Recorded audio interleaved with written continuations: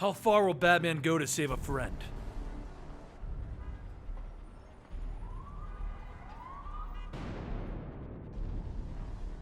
Welcome to the Complete Story Series, where I take trade paperbacks and single issues, and I break them down into digestible bites to help you understand. Then I read them dramatically back to you. All alterations to the panels, text, and images are to prevent copyright problems, and all art is owned by its respective companies.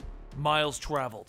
0. As some patrons are eating at a diner, the window is blown out as Batman comes crashing through it with 2 flyers on his arms. They throw Batman into the back wall, demanding to know where he is. Things pan out and we see Batman is battling Firefly and Killer Moth, and they warn him, "Tell us where he is or we're gonna kill everyone here." All of the civilians look at the situation and then Batman on the floor. "All of you in this diner, look at my face. No one is dying today." And Batman smiles up at Firefly as we see that he is in fact the most wanted man in the state. Firefly shakes his head.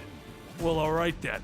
He ignites his flamethrower and he aims it until Batman throws his cape at them. The flame goes off on Firefly himself, and Batman sweeps the legs out from underneath Killer Moth and he stabs his arm into the ground. The civilians look at him as Batman tries to tell them that they have to leave before the others arrive. And the civilians continue staring at him. "Batman, you made a mistake taking him out of Gotham. You should have let him be. You dragged us all into this mess." And then 2 robotic arms reach into the diner, grabbing Batman and pulling him back out. But how did we get here? It all started 2 weeks ago when Batman received a message from Two-Face. Harvey Dent was temporarily in control and he informs Batman that there is a cure for his condition. It is in a place that Two-Face would never find and only Bruce would know about. While Alfred tried to warn him that this is probably a trick, Bruce decided to take that risk. He kept shooting and he hauled off Two-Face out of the city. It was supposed to be a quick job. That is, until Two-Face put his own plan into place. He broadcasted a message all across Gotham. He offered to give the 3 fortunes that belonged to the Gotham crime lords to the person who stops Batman and frees him. He doesn't want to risk this cure being real, and if no one believes him, well, he's put a serum into the clowns over Gotham, and when the rain begins, they'll all be hit with acid rain. They need to stop Batman and get paid, or they're all going to be like Two-Face. Batman got this message while in the Batplane as he was flying to the location, and then Alfred warned him that he should brace for impact. A ground-to-air missile is en route to destroy the Batplane.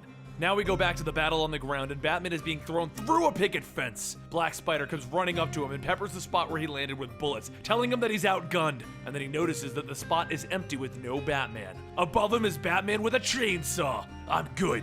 Firefly, meanwhile, has made his way into the fields, telling Batman that he's here to finish this. Batman looks back at him with the defeated Black Spider at his feet, holding the chainsaw. And Firefly runs for it. He walks back to the destroyed Batplane and he opens up the hatch to get Two-Face out. And the woman from the diner comes over. "Hey there, I just wanted to thank you and tell you I'm sorry." She pulls a gun on him as he feels the cold steel of another one on the back of his head. He then sees all of the patrons from the diner with guns aimed at him. And behind them all, they hear the trademark ting of a coin flipping, and Two-Face steps out. "Ha! Look what we have here." The patrons tell Batman to let Two-Face go, and he turns his back to them to walk over to Two-Face. The woman with the shaky hands begins to pull the trigger, shooting Batman in the back. Then the fat man tells Dent that he did it. He was the one. Two-Face walks over and knocks the gun aside, and suddenly, he's pulled down into the weeds. Batman makes a few moves and hijacks the trucker's rig, chaining Two-Face up to the back of it, and then he calls up the Batcave. "Alfred, I have Two-Face in custody and I'm back on the road. Someone must be tracking us, so I'm cutting off all communications." Alfred tells him, "Sir, I need to. I just want to." But Batman cuts him off. Batman's signing off. And then we see Alfred in tears. "I just want to say, I'm sorry." And we see the computer screens displaying the readings that the missile was successful. Alfred shot down the Batplane. A little time passes and Batman finds himself on a train battling against Croc as he slams Batman with a log. And then King Shark breaks through a crate and Aaron Hellsinger grabs him and throws him around. Croc explains, "I hired my own muscle to help out with the job." Two-Face taunts him, telling him, "The end is growing close, Batman." And Batman takes out 2 batarangs, sticking them in Aaron's arm, forcing him to drop him. He then fires 2 darts filled with shark repellent into King Shark, and King Shark stumbles into Aaron, knocking them both off the train. He then throws another batarang at Croc, forcing him to hold the log up to block it, and then he's holding a log up the long ways as they go into a train tunnel, basically stopping Croc short. At this point, they've gone 156 miles to their goal. Batman reaches down to grab Two-Face. "Get up!" And suddenly he's hit by 2 darts, one in each side of his ribcage. Cheshire Nightmare and Copperhead have arrived to see how they'll fare. Batman realizes that both are poison experts and he's been stuck, and Two-Face taunts him again. I'll admit, you made it farther than I expected, Bats, but I told you, betting against me was a bad idea. So Batman sticks him in the throat with one of the poison darts. Oh, look at that. You have less than a minute to live, and I'm the only one who can make an antidote. He grabs the rope that's tied around Two-Face's hands, and he ties it around his own, and then he sets off charges that he dropped when Croc got there, blowing up the train car, throwing them both into the water down below.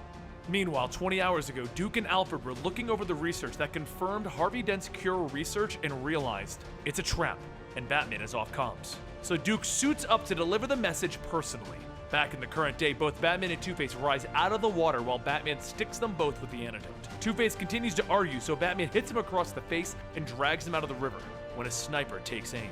Batman's cowl blocked the shot, but it did knock him out, and when he came to, he found himself in the back of a truck with some local PDs, along with Two-Face.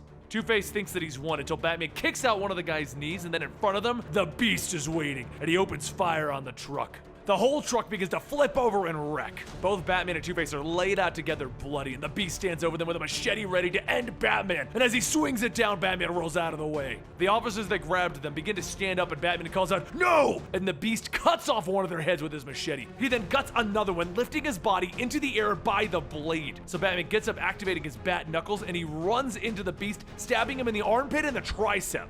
The Beast swings back, grabbing Batman's head and slamming it with his gun. And then he picks him up, only to be shot in the arm by Two-Face. "Hey, Commie, the Bat and I are going," and he throws two more weapons, stabbing Two-Face. He then takes his gun, lifting up both Two-Face and Batman by the cord, holding them together. He raises his machete to end this, and out of nowhere, a car runs him over. Duke gets out of the driver's seat, telling Batman, "Get in now!" They drive off, and Batman tells Duke to pull over at the next location.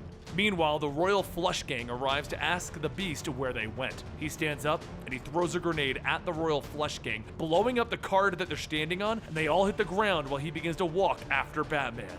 Duke drives them to a live bat cave with real bats, as the sign says, and they get out to find one of Bruce's secret doctors to get Two-Face patched up. It's the home of Harold Allnut. After a moment of calm, Duke explains that Commissioner Gordon called. There is a file that will self-decrypt, which links Batman to Bruce Wayne if he keeps this up. Bruce tells him that it doesn't matter, he's gonna keep going. So Duke tells him the bad news about the cure. It's built around the same cure as the victims from the last Joker toxin. It doesn't stick. It's a temporary cure. Bruce explains that he knew all about that, but he has to believe the test that this one will stick. Duke insists on knowing what's going on. Why does Bruce care so much about Harvey Dent? And after dodging the question, he explains. When he was coping with the death of his parents, the only thing that he wanted to do was kill the man, and he started to learn about guns and he made his plans. Alfred didn't know what to do with him that summer, so he sent Bruce to a home for troubled kids, one built to help them overcome things where no guilt, stigma, or names are used. That's where he met Harvey Dent. He didn't know his name at first, but the boy explained that he was there because his father was a politician and he would get drunk and beat his mother. It was that summer that kept Bruce from becoming a murdering Batman, one filled with anger and guns. Hearing the reasoning, Duke decides that he'll go with and stick this out with Bruce. 20 minutes later, Bruce, Duke, and Harvey are all on a riverboat, heading down a tunnel that will get them within 10 miles of the objective. And as they're cruising, someone leaps off the ceiling and knocks them both down. The boat is destroyed and they pick up Harvey and hand him a vial. He takes it and he pours it into Batman's eyes. It's acid, and Two-Face would like to know, what do you see now? He explains that the vapors are ruining Batman's eyes. They'll tear into him and ruin his sight, but the vapors will also attack his lungs. So he thinks that little mask will keep him protected. Don't worry, it'll make things worse. It's gonna make him feel like his lungs are going to explode. Batman presses the button on his glove, launching little discs off of his chest that hit Two-Face in the head. He stumbles backwards into his team and Batman gets up, shoving them over while Duke asks if he's okay. He tells him that he can't see and Two-Face snickers over it. Batman turns on his echolocation that is in his suit, and using that, he manages to launch the knuckles in his gloves into the thugs' faces. He leaps in using the same echolocation to drop each of them until Two-Face opens up the valves, flooding the entire room. The thugs grab a hold of Batman and Duke's feet, tying them underwater, and then they stand a watch to ensure that they're going to drown down there. So Batman tells Duke's suit to load up a soundtrack and go full volume, blasting it all over them and breaking the lines holding them down. The water rushes out and both of our heroes get out of that mess. And as Two-Face begins walking away a free man, one of Duke's weapons hits him in the back of the head, knocking him out. Still lacking most of his eyesight, he asks Duke where they are, and he tells him right outside of an airfield, a tiny one with crop dusters and such. Perfect, and he begins to drag Two-Face along with Duke, asking how he's gonna fly. My eyes should be fine by the time we need to land. They load up, and while in the air, Duke asks Bruce for the full story. Two-Face mentioned that he didn't tell him everything. So Bruce tells him that when they were kids, they made a pact. One to kill each other's targets. Harvey would go kill Joe Chill, and Bruce would murder Harvey's father. That is until his father sent Harvey that two-headed coin. It was a symbol that his father had changed, and he wanted Harvey back, and Harvey accepted it. He told him his father would never change, but it was too late. Harvey already believed in his dad. The thing is, Harvey knew that his father wouldn't change. He had chosen to accept that his father would beat him again, torture him even. He wasn't seeing the world as it was, but how he wanted to make it. It's not analysis or acceptance, it's force of will. We have to see people as we know they can be. Duke thinks back to his parents, still infected by the Joker's toxin, and how they're saying horrible things to him, and he begins to think about that. He hands Bruce Two-Face's coin that he picked up earlier, and Bruce goes to throw it off of the plane until his hand is grabbed and his head is smashed into the dashboard of the plane. We then see another biplane crashing in the background. All three of them wake up pinned to a wall with the Beast having captured them. Then Cobblepot, Black Mask, and the Great White Shark all step out of the background with a computer screen that has Harvey Dent on it. He begins to speak, telling Two-Face, "If you're seeing this, that means that Batman didn't get us to the cure. So my backup plan was to hire these fine fellows to kidnap and kill you after you give them the codes to end the rainfall, ending all of this finally. See, Two-Face, I'm the stronger side of us. I win." Penguin steps forward. See, Two-Face? You want to be a villain like us, but you got a soft side deep down. Now give us the codes. Two-Face seems unfazed though. Maybe I just like seeing how weak the Harvey side of me is compared to mine. Suddenly the wall explodes and bullets begin to spray the room. The Beast tells everyone to get behind him as he opens fire back on whoever is shooting, and it's Batman who sees this chance to rip his hands out of the knives that are holding him there, freeing Duke and then grabbing Harvey, before running into the spray of bullets to get them onto the exit. As they get to the top, he asks Duke, "Where's the gunfire coming from?" And he tells Batman, "It's people, just people!" And that's when we see all of Gotham there with masks and weapons, ready to take Two-Face from Batman. While the gunfire ensues, Batman comes up with a different plan to make the boat that they're on move, except this river is leading right to some waterfalls, so this is only a temporary fix. The Beast begins to chase them throughout the ship, and Batman cuts a circle into one of the walls, jumping out using that as a flotation device. As they continue down the river, heading right for the waterfall, Batman grabs both Duke and Two-Face as they're about to go over. "If you think I'm gonna die in a group hug, you can pick your favorite opening and shove that right up your..." And then they go over. That's when Batman's cape opens, revealing it to be a functional parachute. As they land, they get up and beat up two more thugs going by the name of Tweedledum and Tweedledee, and they take their car to end this finally. Meanwhile, back at Wayne Manor, the information has decrypted and is claiming that there is a Batcave hidden behind a certain grandfather clock. Commissioner Gordon, Bullock, and various police officers are there to tear it down, and what they discover is a passage behind it. Before they walk into it, revealing to the world that Bruce is Batman, Gordon pulls Alfred aside and tells him, "You need to call Bruce. You need to get him to do whatever he can to get this called off. He only has this moment before we have to go in." And Alfred tells him, "Master Bruce is unreachable." Gordon tells him that, "I'm sorry, but this ends here tonight." And they walk down the passage. Batman, Two-Face, and Duke all walk to the edge of a cliff that has a house on the end of it.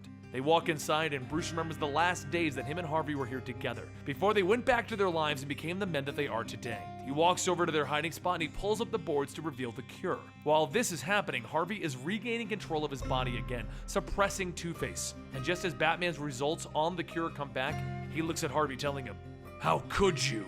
This cure will eradicate a side of your personality, yes, but it'll pick whichever is the strongest of the two of them." It turns out Harvey arranged all of this to remove the good side of himself. He's tired of this life and fighting against Two-Face, and if Bruce doesn't do it, well, Two-Face will launch the attack on Gotham and the acid rain will make everyone just like him. Both Two-Face and Harvey begin talking through the same person, and Two-Face pulls up another board to show another phone, one that was there so that Two-Face could call off the attacks. And on the other end is Alfred. Alfred explains that it was him who shot the missile at the Batplane, and it's all because Two-Face said that if he didn't do it, he would oust Batman as Bruce Wayne on the spot. He was hoping that if he shot down the Batplane, Bruce would turn around so he could explain everything. So Bruce asks Alfred, "What does he have on you, Alfred? How did he get proof of Bruce Wayne as Batman?" Alfred explains that when Bruce lost his parents, Alfred hired a hitman to kill Joe Chill, but he called off the attack. But he did use the accounts that were set up for the Batcave, and that allowed Two-Face to get into the data and get the financial data of them making the Batcave. Bruce asks him, "You thought the threat of my identity would force me to turn back?" And Alfred continues, "I know you. You're a hero. You're my hero. My son, for God's sake. And I couldn't picture you in prison for the rest of your life with all of the criminals that you put there." They hang up the phone, and Harvey and Two-Face both tell Bruce, "Do this. Eradicate Harvey. Everyone wants this." Bruce grits his teeth and he tackles Two-Face through the wall, and then through the rainy night he begins punching him across the face. You want this? Let's do this. He takes out the cure and he sticks Two-Face with it. Duke runs out with the phone, and using it, Two-Face does as he agreed to, and he gets rid of the clouds over Gotham, ending his attack on the city. He then looks down and he realizes he doesn't feel any different. He looks at Batman. What did you do? What did you do? As both of them call out in their own unique voices to Batman. I was gonna do it, Harvey, I was. But what I gave you was a booster a friend of mine and I made. Just in case what you made here wasn't enough, or worse, Two-Face corrupted it without you knowing. The booster bonds the Nero acids and tilts them positively. It loads the dice. It would have made you Harvey for good, but learning what you did here, I gave you just the booster, which makes any similar cure useless. So from now on, you'll have to be Harvey and Two-Face fighting for control forever. Because your trip didn't make me see the good and evil in everyone. It reminded me to be someone that you're proud of when you look at the damn mirror. It's always a fight, for all of us. Oh, and I added a sedative. And Harvey collapses on the ground. And then, Batman gets stabbed in the back by the Beast. He throws Batman down, and just then a shot goes off, grazing his head. All of those civilians with their masks and weapons who are ready to take Two-Face are standing there telling the Beast to walk away. Batman tells the civilians to leave, and then for the Beast to leave them alone, but he explains, "This is the mess that I wanted from the start, Batman." Meanwhile, the police force begins to walk down the tunnel into the Batcave, and back on the cliff, Batman gets up, tackling the Beast and throwing him off the cliff. The civilians all walk around to the edge to see the Beast gone, and Duke holding on to Batman. As the police reach the bottom of the cave, they see only a man cave, a secret little room that somebody has built to entertain themselves. One of the cops begin to question it, but Gordon quickly dismisses it, asking him, "Do you really think that there's a mechanism in the tunnel that shifts the destination if you aren't Batman? Do you know how absurd that would be? This is over. Let's go home." So Duke and Batman get back on the cliff, and Duke begins to panic, but Batman tells him, "They'll let us pass." And they walk out of there with everyone looking at them. It's over. The road trip is over, and everything is back to normal. 2 months, 2 weeks, and 2 days later, there's a knock at the door, and Penguin, along with Black Mask and Great White Shark, get up curious as to who that is. They look out the window to see the Beast's mask, and they begin to panic, running for the exits. The Beast turns around and removes his mask, showing a smiling Batman underneath it all, doing it just to scare his enemies. Now, this was Scott Snyder's follow-up to his original run, and this is basically stories that he wanted to tell for Batman, but he didn't get a chance to. So far, the first one was amazing, and the second one's gonna be Mr. Freeze. So if you enjoyed this, pick up All-Star Batman, and I'll see you next time right here.